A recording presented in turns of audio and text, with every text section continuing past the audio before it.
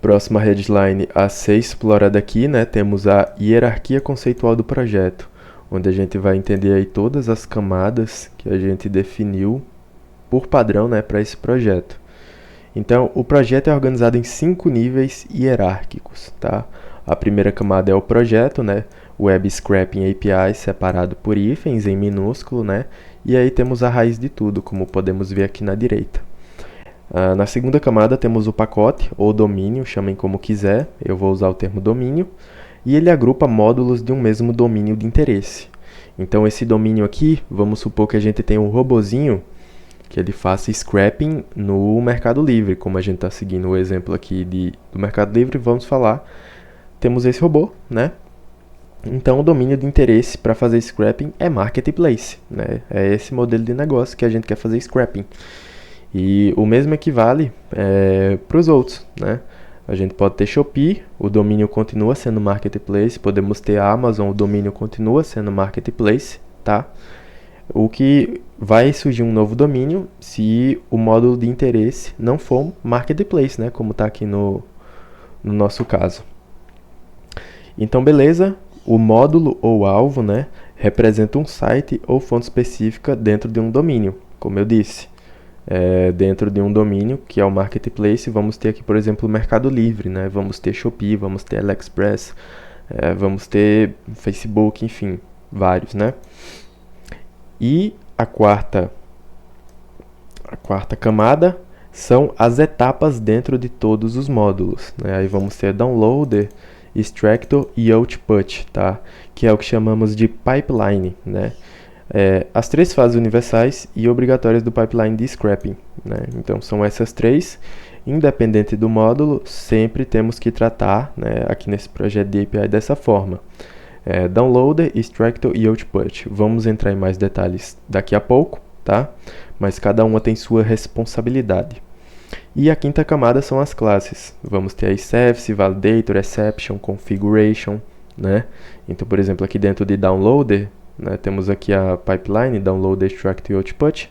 Vou ver aqui Downloader e vamos ter aí já, né, a programação orientada a objeto.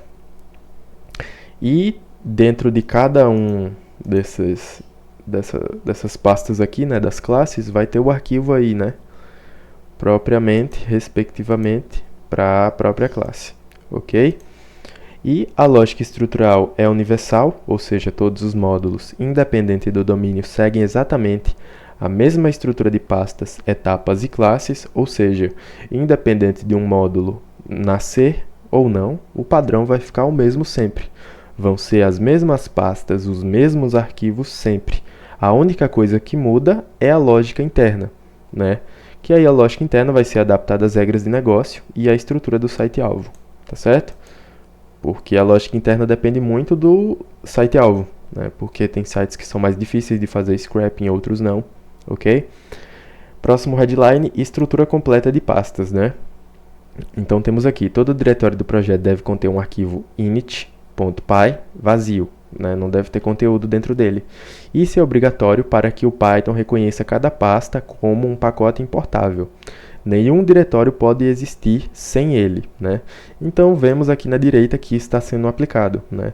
Se a gente abrir Marketplace, vamos encontrar o arquivo init.py aqui, né? Vou abrir ele, vazio, tá? O mesmo vem para todas as outras pastas aqui, né? Init.py, aí a gente abre downloader init.py, né? Ele sempre está presente em tudo. Outra pasta presente em tudo é o PyCache, né? Então, quando a gente recebe a primeira requisição do módulo e ele salva o cache, essa pasta é criada, tá? Dentro do nosso domínio, do módulo, enfim, tá? E aqui abaixo já temos toda a estrutura, né? Temos a planta completa do nosso projeto. Eu não vou ler cada um por um aqui, porém, sinta-se à vontade para abrir o arquivo Visão Geral e dar uma explorada melhor, ok? Eu não vou explorar aqui, por conta que a gente já está vendo na direita, e daqui a pouco eu vou abordar falando sobre cada arquivo e cada pasta aqui, né? Pelo menos tentar dar um leve brief para entendermos. E aqui temos, né, a headline de configuração. Então, nossa configuração aí, ela é dividida em configuração global e configuração por módulo, né?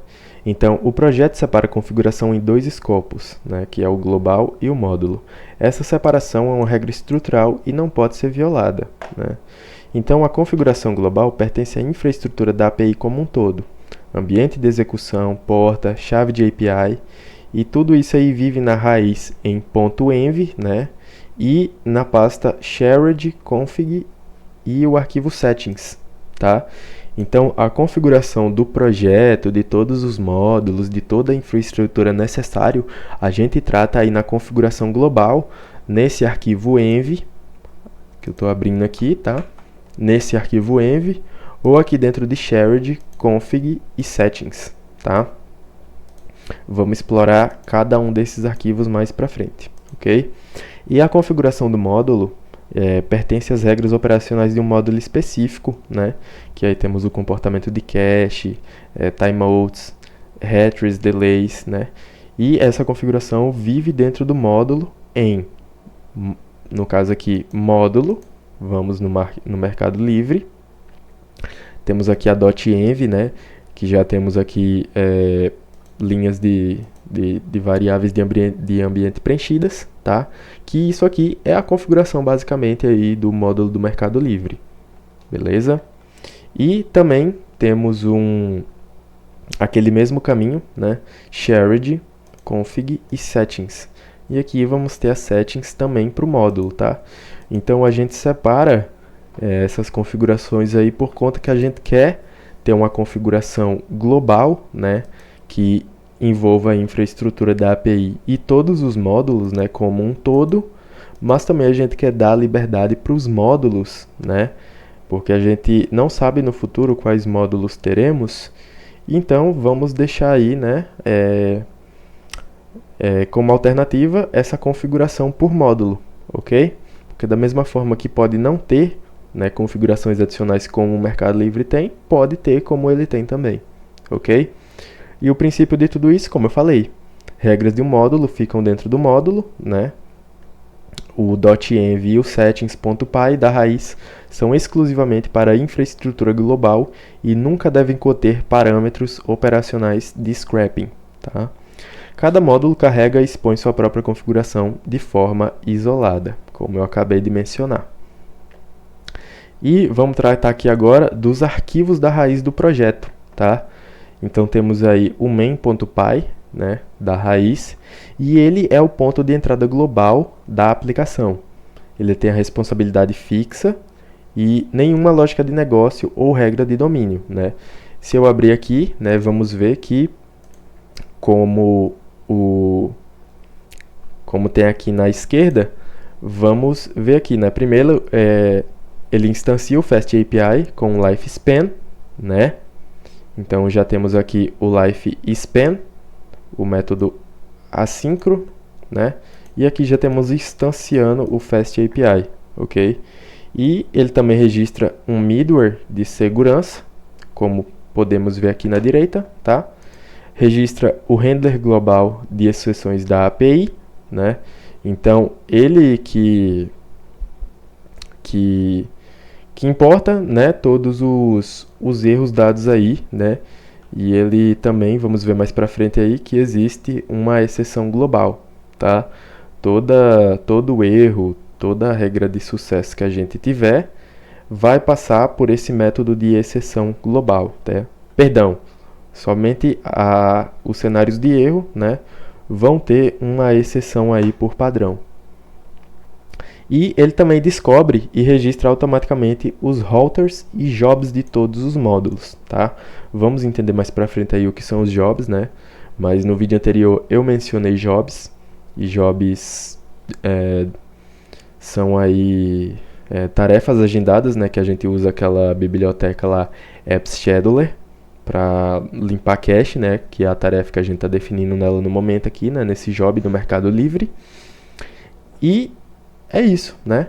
Essa main aqui instancia o FastAPI, né, pelo lifespan, e também registra o middleware de segurança, registra o render global de exceções da API. Todos os cenários de erro vão ter um padrão, né, que é definido nessa handler API exception, tá? e ele descobre e registra automaticamente todos os domínios e todos os módulos que a gente tiver, né? Então, ou seja, nasceu um novo módulo, um novo domínio, a gente não precisa cadastrar ele em lugar nenhum. Essa main aqui já descobre ele e se ele for funcional, né, se construir ele direitinho, ele tiver bem trabalhado, vai dar certo sem precisar mexer aqui nos arquivos da raiz, ok? E aqui temos linhas de código, né, explicando sobre a main. E aqui temos a consequência prática dessa main raiz que eu falei. E como eu disse, né, para adicionar um novo módulo ao projeto, basta criá-lo na estrutura padrão expondo um objeto router, né? Então lá no módulo a gente vai ter uma main.py que vai registrar um router e a descoberta é automática. Nenhuma linha do main.py da raiz precisa ser alterada, né? E a env raiz, né, eu vou pular essa parte. Todos sabemos que essa env guarda as variáveis de ambiente de toda a infraestrutura do projeto, tá? Temos aqui o Dockerfile, né? Eu havia falado do Dockerfile antigamente, né? Na verdade eu tinha falado do papel do Docker nesse nosso projeto, né? Só que o Dockerfile aqui, né? Se eu abrir ele é um arquivo de containerização da aplicação. Ele utiliza a imagem oficial do Playwright para garantir que o Chrome esteja disponível no ambiente de produção obrigatório para deploy VPS, né? Então, só de ler isso aqui, a gente já vê a importância do Dockerfile, né? Que a gente consegue aí fazer empacotação dessa aplicação toda, independente, né, do ambiente que vamos colocar, né? No caso, para deploys em VPS. Então, basicamente, essa API aqui é bem funcional por isso, né? Por conta que temos esse Dockerfile, podemos subir aí praticamente em quase qualquer servidor, que a tendência é dar certo, né? Por causa desse empacotamento. E aqui na raiz, também temos o install.sh, tá? Que é um arquivo de instalação que, por exemplo, você fez um clone desse projeto no GitHub, você precisa baixar todas aquelas dependências que eu falei, Playwright, Beautiful Soup, HTTPX, né? Você não tem na sua máquina, você precisa baixar, você vai executar esse install aqui na sua linha de comando, ele automaticamente vai baixar esses requirements aqui, né, da raiz, e também vai baixar todos os requirements dos módulos que você tiver, tá? No caso do Mercado Livre aqui está vazio, então você tem aí essa opção de usar esse install, ou você pode diretamente olhar o requirements aqui, tá? E fazer a instalação aí por etapa, né? Não baixar tudo de uma vez. E os requirements, como que eu disse, lista as dependências globais do projeto, né? Já falamos disso. Agora a pasta shared aqui, tá? Para pessoas que vêm do PHP como eu, essa shared, lá no PHP, a gente trata ela muito como um includes, né? Então, a gente coloca nela, né, exclusivamente o que é relevante para o projeto inteiro. Independente de qualquer domínio, nenhuma lógica de negócio específica de um módulo deve existir aqui. Então, esse é o papel da pasta shared global aí, né? Ela vai guardar exclusivamente o que é relevante para o projeto inteiro, né? Porque o que está na raiz a gente trata assim, ela vai configurar, e é do seu interesse, o que está no projeto inteiro, ok? E a pasta base dentro de shared, né? Aqui a gente vai ter as classes abstratas que definem os contratos obrigatórios de cada etapa. Importantíssimo isso, né? Porque lá na frente eu vou explicar um fluxo agêntico, né? Para criar módulos com inteligência artificial integrada. E esses contratos são muito importantes para os agentes entender qual o papel de cada etapa desse pipeline, né? Então, qualquer módulo que implementar um download, extract ou output deve herdar da respectiva classe base. Se o método abstrato obrigatório não for implementado, o Python lança erro automaticamente antes da execução, né? Então, se não for herdado exatamente desses arquivos base aqui, né, aquelas etapas do pipeline lá, o Python já vai registrar um erro, né, antes da execução das etapas do pipeline, né. As classes bases encapsulam comportamentos universais, como retrieving e logging, né? No método público, o módulo deve implementar apenas o método interno, fetch, extract ou process, né? Contendo exclusivamente a lógica específica do site-alvo, como eu falei. O método público da classe base nunca é sobrescrito. Então é isso e vai continuar sendo isso aqui, tá? Então, a partir daqui a gente já consegue ver que as regras aqui para lidar com esse projeto de API são bem restritas, né? Você precisa seguir um padrão para trabalhar aqui. A única coisa que vamos ter aí em delete é a lógica interna para tratar com o site de alvo, né? Essa é a única parte que não temos nada definido, tá?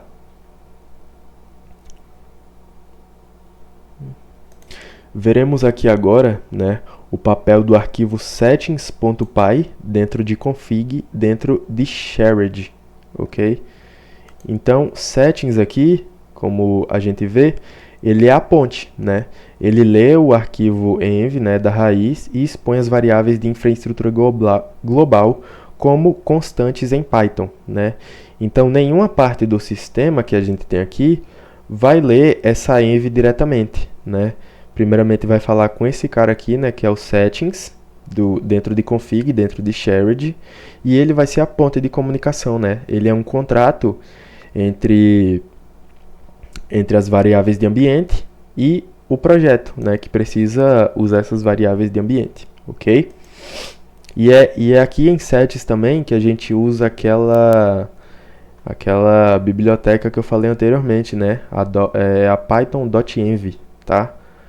Que a gente usa exclusivamente aqui. Em nenhuma outra parte do sistema a gente usa essa biblioteca .env, ok? E aqui em shared exception, né, a gente vai entrar aqui agora em exception, e base exception.py define o contrato global do JSON de erro. Lembra que eu falei há pouco tempo atrás que a gente tinha um padrão para mostrar as exceções?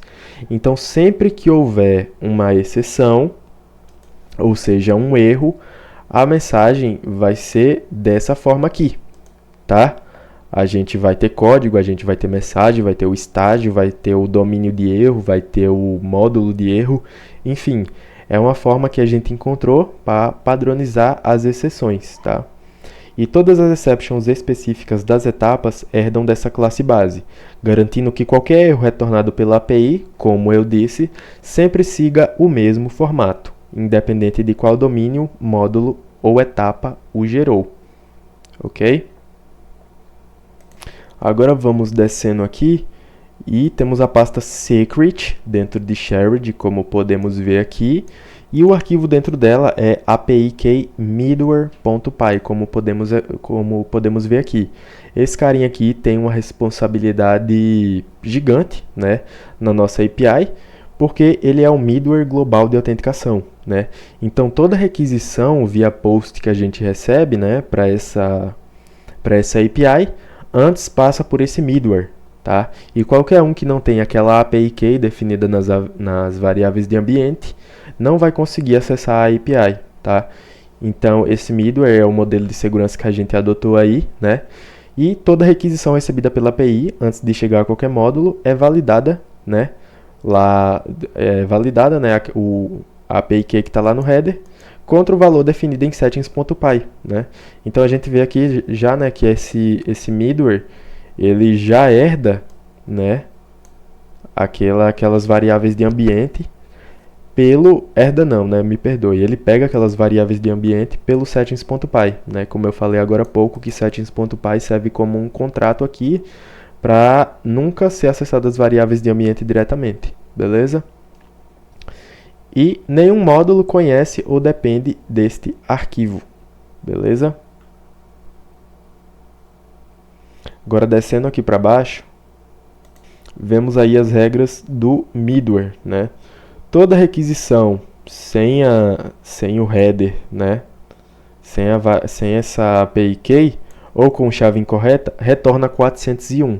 Tá? Então é um status code que retorna toda vez que um header ou não tem uma API key, né? ou a chave dessa API Key está incorreta, tá? Então, mais uma vez eu reforço, só consegue acessar esse serviço quem tiver a API Key. O middleware não conhece domínios, módulos ou rotas, ele valida apenas a chave, né? Então não é do interesse do middleware saber qual módulo, qual domínio, quais as regras de cada um, né? Recebeu a requisição, tem que estar com a chave. A gente bate nessa pauta aqui, né? A API Key nunca tem valor padrão no código. Se ausente no .env, todas as requisições são bloqueadas, né? Então se a gente não tiver uma variável definida aí, sempre vamos ter um 401 retornando também. E agora vamos explorar o módulo aí, né, a main.py do módulo, e vamos entender como ela age como orquestrador, né, ou como muitos falam, e eu vou falar aqui, como um controller.